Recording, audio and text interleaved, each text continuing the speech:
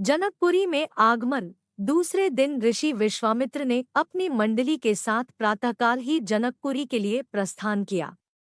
चलते चलते वे विशाला नगरी में पहुंचे। इस भव्य नगरी में सुंदर मंदिर और विशाल अट्टालिकाएं शोभायमान हो रही थी। वहां की बड़ी बड़ी दुकानें अमूल्य आभूषणों को धारण किए हुए स्त्री पुरुष आदि नगर की संपन्नता का परिचय दे रहे थे।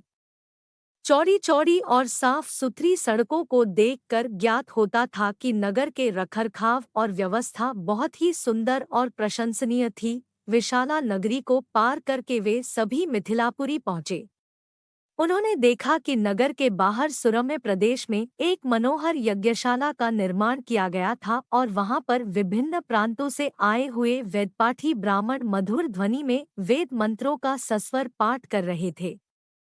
शोभायुक्त यज्ञ मंडप अत्यंत आकर्षक था, जिसे देखकर राम ने कहा, हे गुरुदेव, इस यज्ञशाला की छटा मेरे मन को मोह रही है और विद्वान ब्राह्मणों के आनंददायक मंत्रोच्चार को सुनकर मैं पुलकित हो रहा हूँ। कृपा करके इस यज्ञ मंडप के समीप ही हम लोगों के ठहरने की व्यवस्था करें, ताकि वेद मंत्रों की ध्वनि हमारे मन मानस को निरंतर पवित्र करती रहे। जब राजा जनक को सूचना मिली कि ऋषि विश्वामित्र अपनी शिष्यों तथा अन्य ऋषिमुनियों के साथ जनकपुरी में पधारे हैं, तो उनके दर्शन के लिए वे राजपुरोहित शतानंद को लेकर यज्ञशाला पहुंचे। पाद्य अर्घ्य आदि से विश्वामित्र जी का पूजन करके राजा जनक बोले, हे महर्षि, आपने यहाँ पधार कर और दर्शन देकर हम लोगों को कृतार्थ कर दिया है। आपकी चरण धूलि से यह मिथिला नगरी पवित्र हो गई है।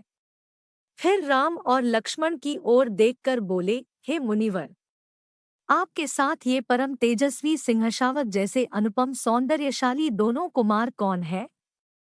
इनकी वीरतापूर्ण आकृति देखकर प्रतीत होता है मानो ये किसी राजकुल के दीपक है। ऐसे सुंदर सुदर्शन कुमारों की उपस्थिति से यह यज्ञशाला वैसी ही शोभायुक्त हो गई है, जैसे प्रातःकाल भगवान भुवन भास्कर के उदय होने पर प्राची दिशा सौंदर्य से परिपूर्ण हो जाती है। कृपा करके अवगत कराइए कि ये कौन है, कहाँ से आए हैं, इनके पिता और कुल का नाम क्या है? इस पर ऋषि विश्वामित्र ने राजा जनक से कहा, हे राजन, ये दोनों बालक वास्तव में राजकुमार हैं।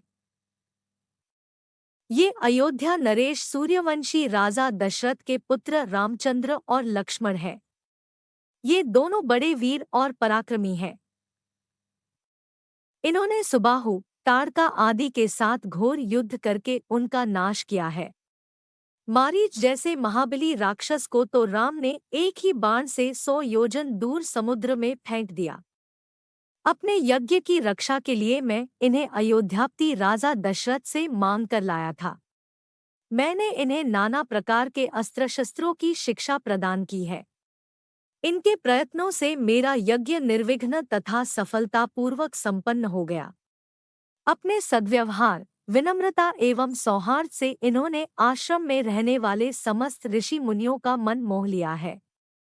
आपके इस महान धनुष्यज्ञ का उत्सव दिखाने के लिए मैं इन्हें यहाँ लाया हूँ। इस वृतांत को सुनकर राजा जनक बहुत प्रसन्न हुए और उन सबके ठहरने के लिए यथोचित व्यवस्था कर दिया। ऐसे ही वीडियो देखने के लिए इस चैनल को अभी सब्सक्राइब करें।